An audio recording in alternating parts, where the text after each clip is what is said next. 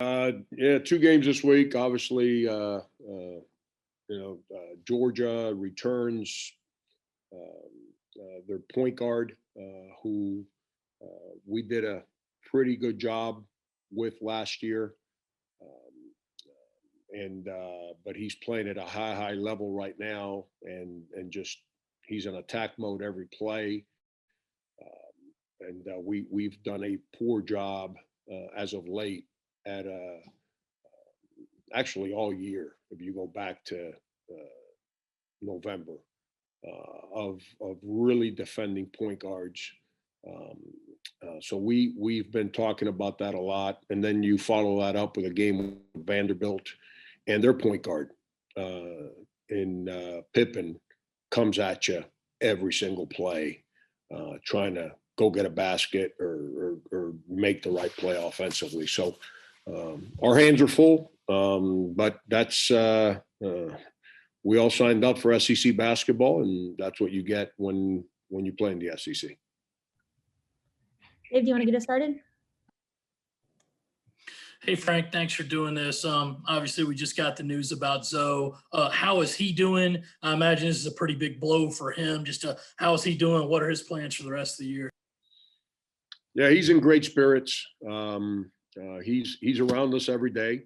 He's very, very thankful, as I am, that we have medical staff and a trainer, Mark Roger, that are very careful, very cautious, very protective of all our guys' health beforehand, during an injury, or even during a unknown as this virus has been for all of us.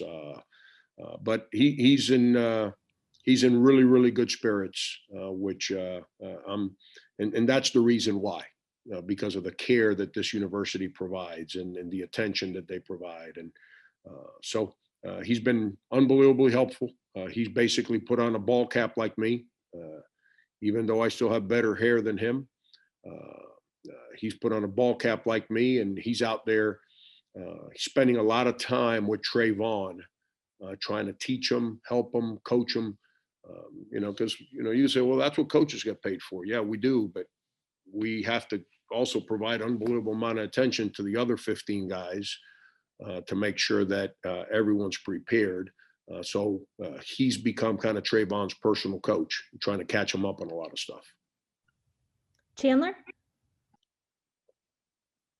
Hey, Coach, thanks for doing this today. Glad to see you're doing well. Just one, talk to us about just what has practice been like since Saturday's loss, and then two, this is obviously the 1 year. It's been 1 year since Kobe Bryant passed away. Just talk to us a little bit about how do you feel? What was his impact on the game of basketball? Yeah, practice is we practiced yesterday, and it was pretty good. We spent a lot of time talking, reflecting, watching film, and then probably we're on the court for about an hour and a half as far as competing goes, trying to figure out some adjustments that we have to make to try and make our team better physically and mentally, and that's been the challenge. As far as Kobe's situation, what he meant to the game is he's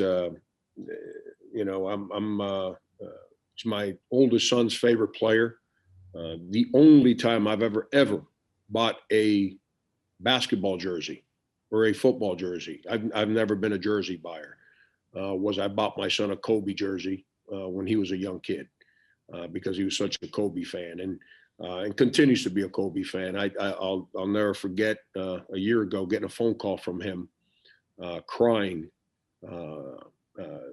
He did not know how to tell me that it was being reported that Kobe had just died, and so it was even though I never had the opportunity to meet Kobe or my son, that's the kind of impact because of the leader, the person, the charisma, the professionalism, the basketball player, the competitor that he was, that he impacted a young person in Miami, the way he impacted my son. That in a difficult moment like that, somebody that had never actually spent any time with us as a family, that he can have such an impact in our family the way he did.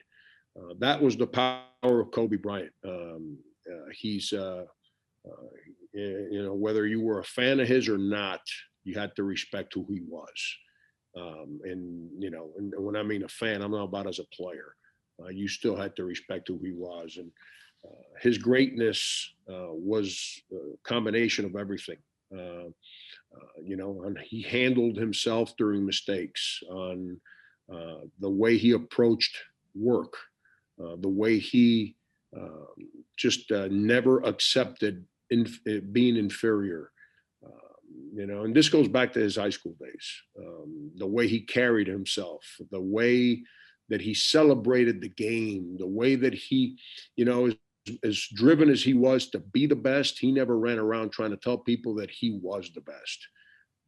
He applauded the ones before him. He gave credit to the ones before him and celebrated the fact that he got to do because the greatness of the ones before him. And so it's he was an icon, not just in the sports world, not just for men's basketball, for anybody that celebrates people and success and work and class, and who he was as a father to his own children and to the younger players.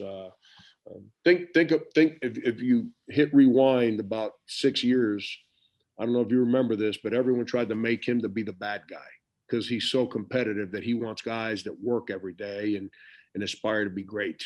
And in today's society, people tried to make him a bad teammate. What a joke, man.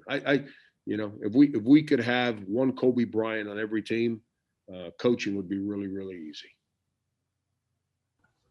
Colin? Yeah, Frank, I guess, is there a possibility Jalen might get back with you guys and on the court for games this week? And with Zoe out, I know you've had some time to adjust with him out. How do you guys go about getting maybe more production out of that front court spot with Justin Wildens, Key, and some others? Jalen practiced yesterday, and he seemed okay. The expectation is for him to practice today and play tomorrow.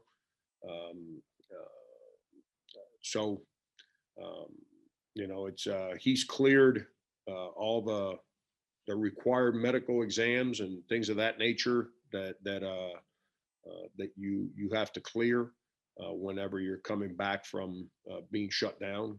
I don't know how productive he can be. He's practiced 3 times since December 7th. It's hard to ask somebody that's been in a competitive practice 3 times in whatever 8 weeks, 7 weeks, whatever that's been, to be successful as a player when you're you're trying to figure out just the conditioning part of it, let alone the success part of it, and you're doing it against a high level opponent in the SEC. But we're happy to that he was there yesterday. He's a charismatic young man that everyone loves being around. So having him back is awesome. We defensively, we're not very good. It is what it is. I wish I can give you a better answer. I'm not trying to throw anyone under a bus. I'm telling you the truth. And, we've got to be, our perimeter defense has to get a lot better. I think it's pretty evident that our defense at the 4 and the 5 has to get a lot better. We're just not a good defensive team right now. And that's our focus right now, is to take on some, I'm trying to make some adjustments as a coach to try and protect our players a little bit. And then the players have to, throw some self-accountability in there as we take on some of these adjustments to try and figure out a way to put ourselves in a better place defensively. And, and I'm not going to pinpoint one guy or 2 guys that have to play better. It's a collective thing right now, and nobody's playing well defensively right now. And I'm probably not coaching very good defensively right now. So we all need to adjust and grow and take on the moment and do a little bit better than what we've been doing. Dick? Frank, after looking at the films from last week, what positives can you take from the film to be able to build on for the future?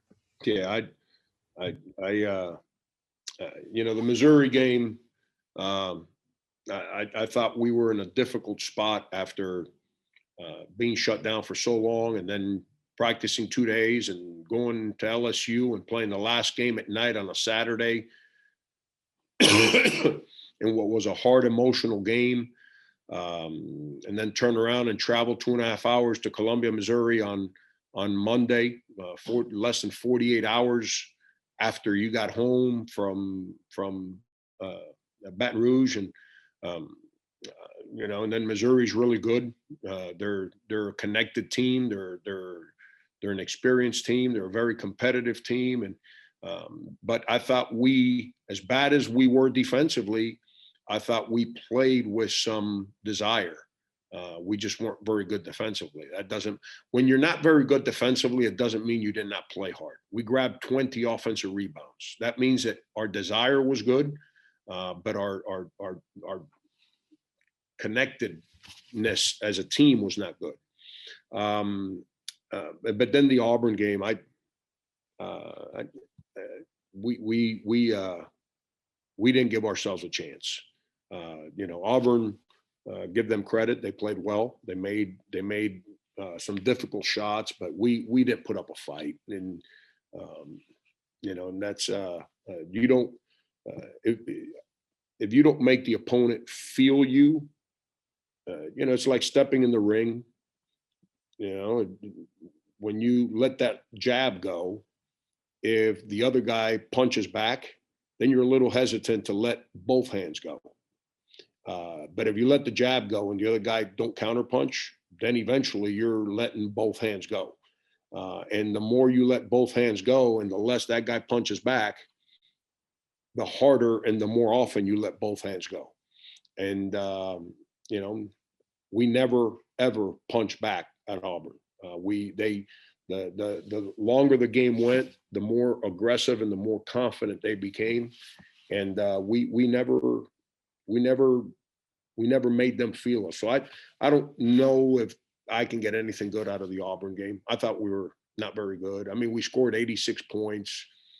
So I guess from an offensive standpoint, we showed some of the abilities that we have to score, and we didn't shoot it great. AJ shot it good. No one else really shot it great. And we scored 86. So that's why defensively, we got to figure out a way to clean a lot of stuff up because we do have the opportunity to maybe score. So if we can do a better job defensively, maybe we can give ourselves a chance to win. Mike Uva? Frank, real quick, I know you said you probably don't have any jerseys in your closet, but I'm sure there's a Larry Zonka jersey somewhere back there for you as you try to keep the faith for Miami. But Coach, you look at Alonzo going out, you look over the last couple of years, you've seen Coach Art step up and some of the bigs be able to step up these last couple of seasons, guys that maybe going into the year, people from the outside didn't have the highest of expectations for. Who's a guy right now, especially with Frank being out for the rest of the season, in your eyes, or maybe two guys, need to be able to step up in order to take this team to that next level for you guys? Yeah, Mike Kotsar was as good a ball screen defender and as good a help team defender from the 4 and 5 spot as I've ever been around. So that's it's those things I just said don't show up on a stat sheet. Those things I just said don't show up on highlight tapes or YouTube videos. Nobody ever gives credit to that kind of stuff. Right now, we don't have anyone on our team that gives us that stability defensively from the 4 or the 5 spot. So we got to make some adjustments to help protect players as they grow into that. And it's to grow into that, you got to get repetitions, and we haven't had the repetitions. So we're all trying to kind of put 2 months of work into 2 weeks time. But it is what it is.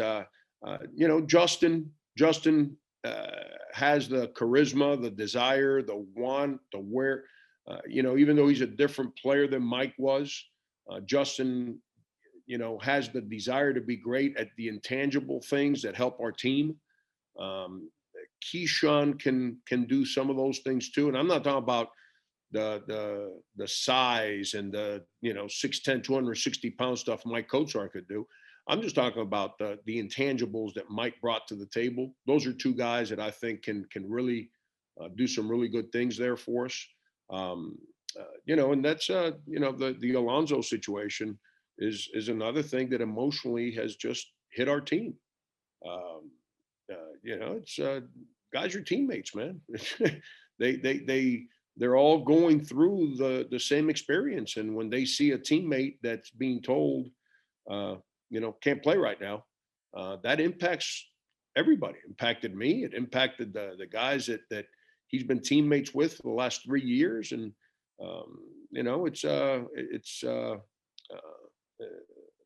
Alonso's situation's taking a toll on our team, and and that's it's an emotional. It's hard to be good physically when you're in emotional turmoil. And our team has been in an emotional turmoil pretty much the whole time. And it's hard to be at peace and be good physically when you're constantly fighting emotional battles internally. And that's that's just another chapter of the emotional tug of war that our players have been under this season. Next up is Michael Anana. Hey, Frank. I got two questions for you. And the first one, I know you've said throughout this season and off season that you didn't want to go into specific players, but just curious, if there is any more light you'd be able to shed on Frank and what he's dealing with medically, or if there's some point where you think he might, open up to us a little bit about that. Yeah, I think everything is so raw right now that him and his family, they're going to keep things private right now. What I know they're comfortable with me sharing right now, and Alonso eventually will visit with the media. Everything's too raw right now. I met with him this morning, and the one thing that he wants to make sure that's clear here right now, he don't want to make this about him or a feel sorry kind of soap opera. But at the same time, he wants to make sure that other people that are out there that are going through this moment, man, make sure that you're getting checked out. This is real. This is not something to play with. This is not something that it's not your common cold that you just kind of get through it and you're good to go. There's a lot of details and a lot of boxes that need to be checked. And it's important that everyone out there checks those boxes. I can tell you, I'm a dad, and I've got a college athlete for a son.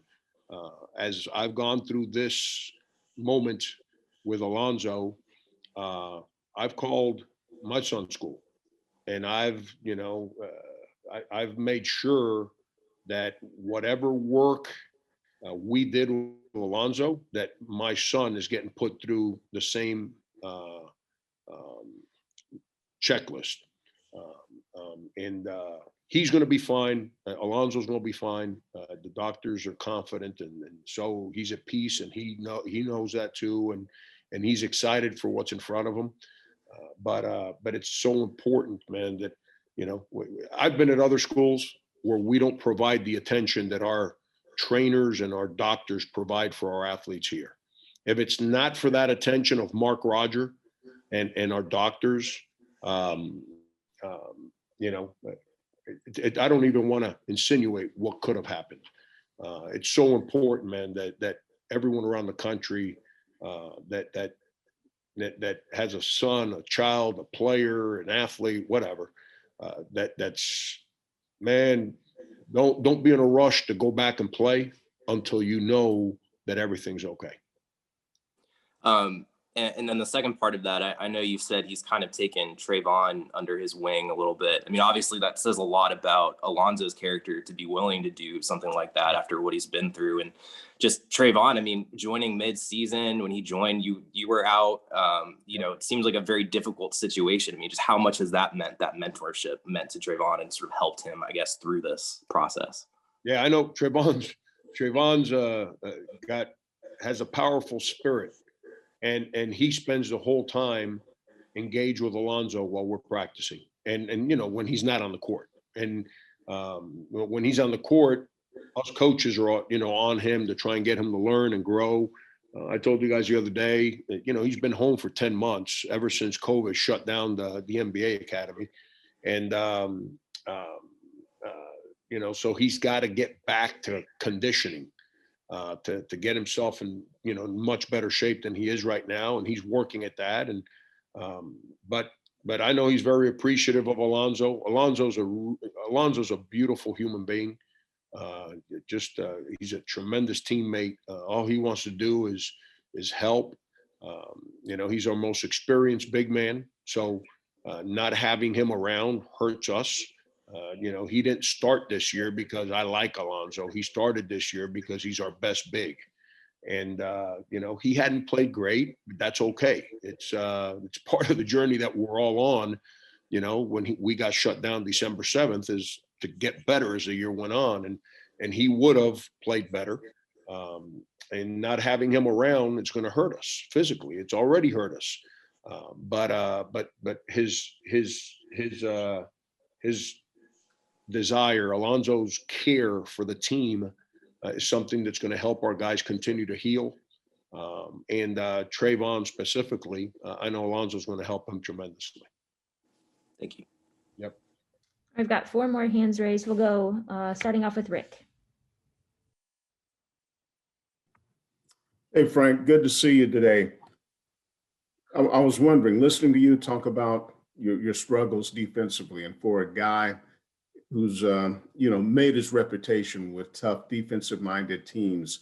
But what's more frustrating for you, the way the defense is playing now, or that you're not able to use the same approach to correct it as you would in the past with that Frank Martin fire and brimstone, because you're like a practice time where your team is now from a conditioning standpoint, and you have so many people in and out of the lineup that are available to you? Yeah, it's you know, Rick, I've said this a couple times. I've been in a nonstop wrestling match with myself because I can't be who I am as a coach, because I can't be who I am as a person with our team and our players.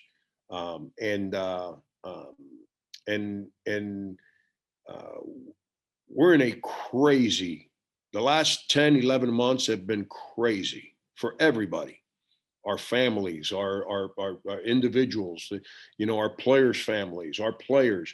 Yeah, Rick, these kids 3-4 times a week have to go get something stuck in their nose, and then they sit around all day hoping that they're told that they're okay to play. And, you know, that 24-hour window, others may say, well, it's a great service. Of course it is. It allows us to know whether or not we're healthy. But when you're waiting around to make sure that you're going to get cleared to play, well, when we weren't being shut down, it's just uncomfortable. But once we got shut down, now it becomes a mental question mark. Are we getting shut down today? Okay, we can do it for another day. All right, we get shut down today. And so I don't mind stressing people when we're practicing and when we're playing, as we use the season to grow. I think internal, bad stress obviously doesn't help anybody. And right now, everyone in our society is dealing with bad stress, whether it's employment of parents, whether it's health of loved ones that have fought the virus and survived or passed away, whether it's that doubt as players, whether it's having a teammate that just, that's trying to figure out, like, this guy's my guy. He's been with me for 3 years. He's younger than me. Wow, he can't play right now. All these things, there's a lot of negative stress in our society, right? And I'm not even, Rick, talking something you and I have spent countless hours together. The societal issues, forget COVID, everything else that our country's been under for the last 9, 10 months. And now here I am, who I don't shy away from stressing people internally to make us all grow. Well, I can't stress these guys right now. I got to figure out how to manage. They've got enough stress in their life. I got to figure out a way how to do my job differently than I've ever done it before. And you take into consideration on top of that, there's 7 weeks of practice that just went disappeared. And so, we just got to take it a day at a time. And we had 8 guys 1 week. We had 9 guys for the second game. And then when we came back, we had 11 guys. And now we're as close to having a whole team as we've been all year, at least for one practice yesterday. So today we're going to make it 2 practices, and we just got to be at peace to use basketball more as an outlet than as a tool that allows us to compete, to grow as people, which is what I believe in.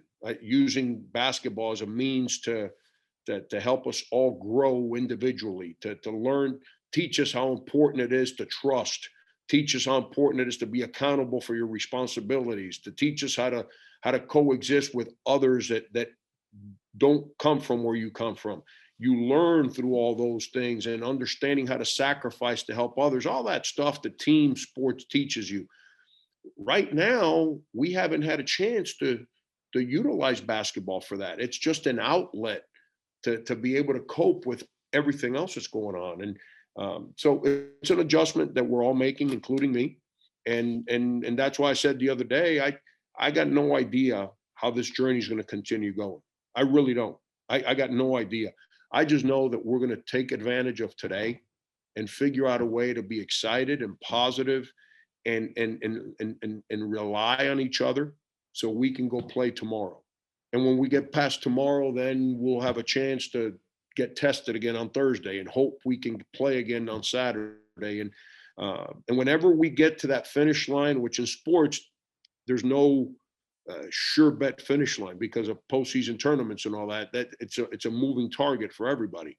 Whenever that finish line comes for us, I'm going to take a deep breath, step back, and I got faith that I'm going to be a better person and better coach because of this experience. And that's what I'm trying to relay to everybody that's a part of our group.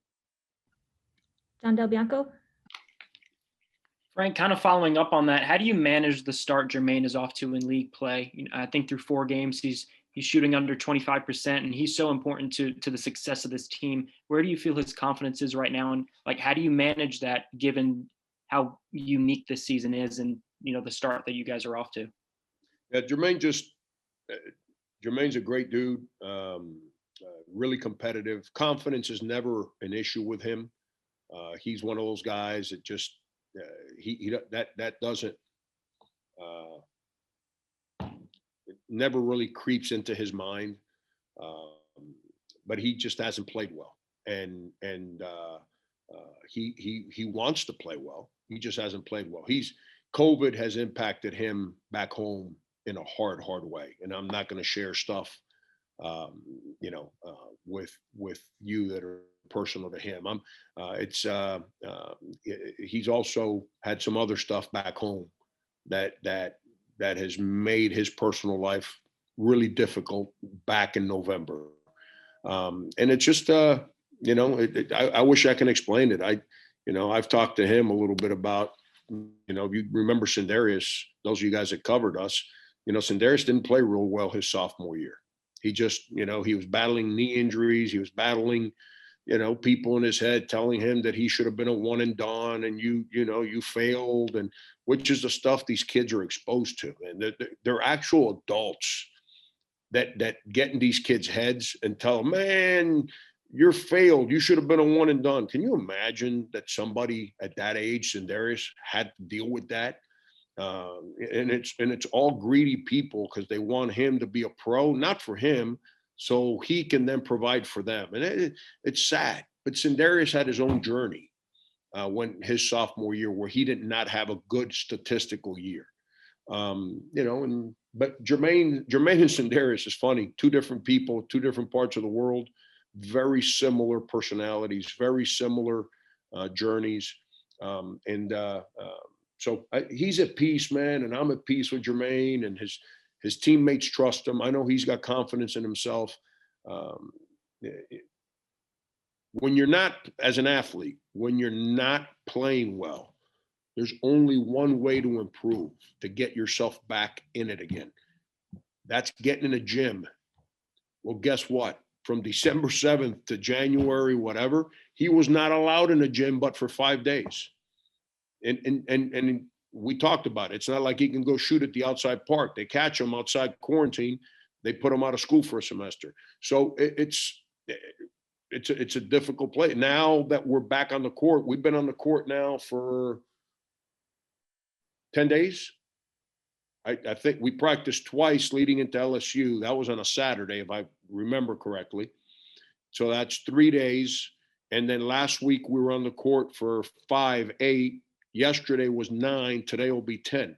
So we've been on the court with today 10 times in the last 14 days. Or 13 days, excuse me. So hopefully we can continue this, staying on the court. So, and then he's coming on his own to get extra work in just for himself. The problem is that, we don't get to get healthy in practices or whatever. And I'm talking about mentally and basketball wise healthy. We got to do it against guys that are lining up on the other side that are really good. And that's what we're dealing with. That's the hand that we've been dealt right now. We didn't ask for it. We've been dealt that hand. We got two things. Just embrace it, put your arms around it, stay positive, keep working, and eventually turn the corner, or start with the blame game and feel sorry for yourself. Then we're going to get annihilated and we'll be very non-competitive and nobody will play well and I won't coach well. So that's kind of his journey. I don't worry about his stats. I really don't, because the only way to improve stats is by being in the gym, something that he has not been able to do up until the last, 10 days. I'm worried about him understanding what we're doing a little bit better, him getting to the right place a little bit better. He helped us turn last season with being in the right, forget his stats, being in the right place, knowing what play we're running, doing those things. I need him to play better from that standpoint. The stats, as we stay on the court, I think those stats will improve on their own. Phil?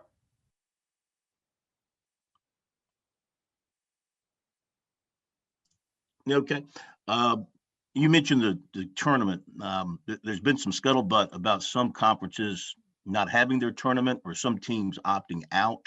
Mm-hmm. Has there been any conversation like that around the SEC that you've heard? I haven't heard from the SEC since we got shut down after the A&M game. And it was more about, our team and what, anything that they can do to help us or whatever it may be. But Phil, I haven't talked to anybody. I spoke publicly. I can't remember with who it was, about conference tournaments and my opinions of them. I think everyone needs to take a deep breath and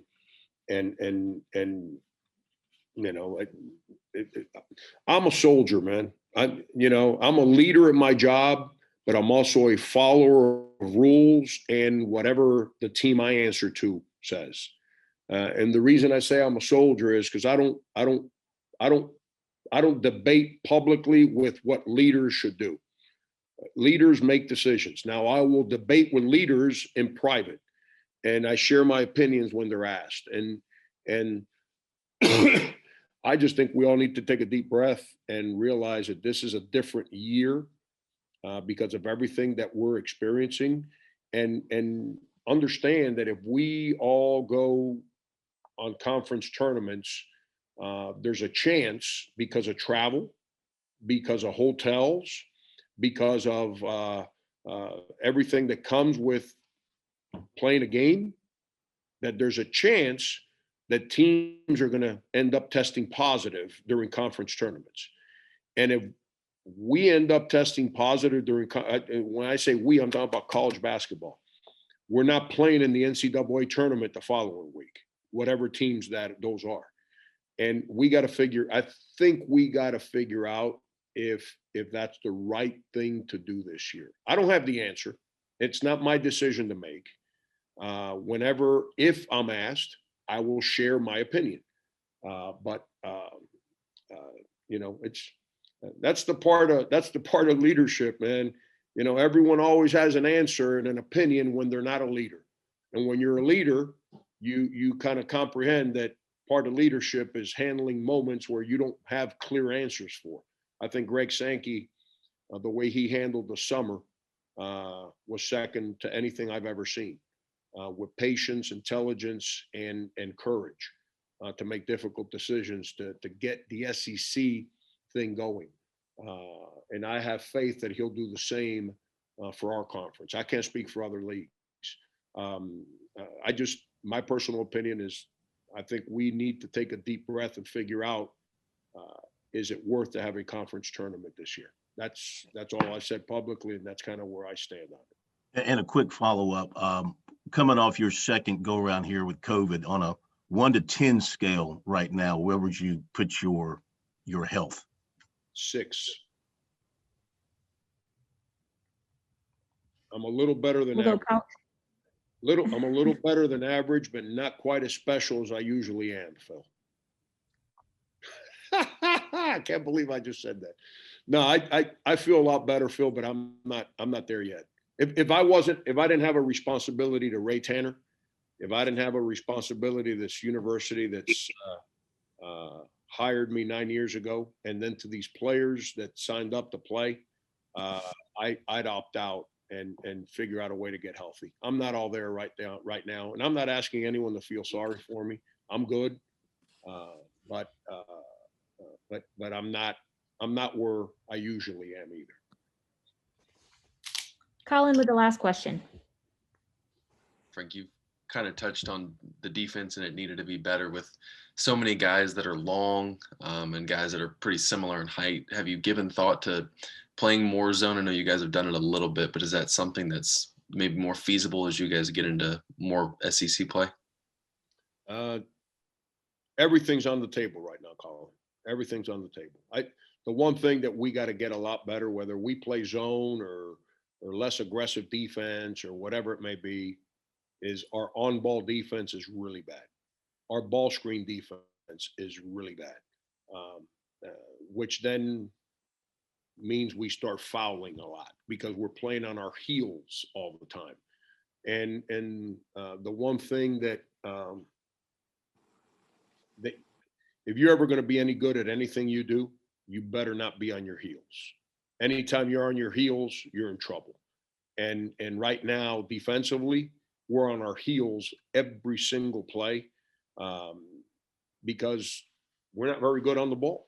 And whether you're a zone team or you're a hard man team or you're a contained man team, the guy on the ball has to have courage to, I call it, fight the ball. That means that you do everything in your power to not let that ball get by you. And right now, we're not good at that. And that's why everything behind it is not very good, is because we've got to get better on the ball. Everything starts, I'm not real good with all these sayings, but what's the saying? The fish always stinks at the head first. So I've done not a very good job. I'm at the head. And then the next player, whoever that is right behind me, hasn't been as good as they need to be.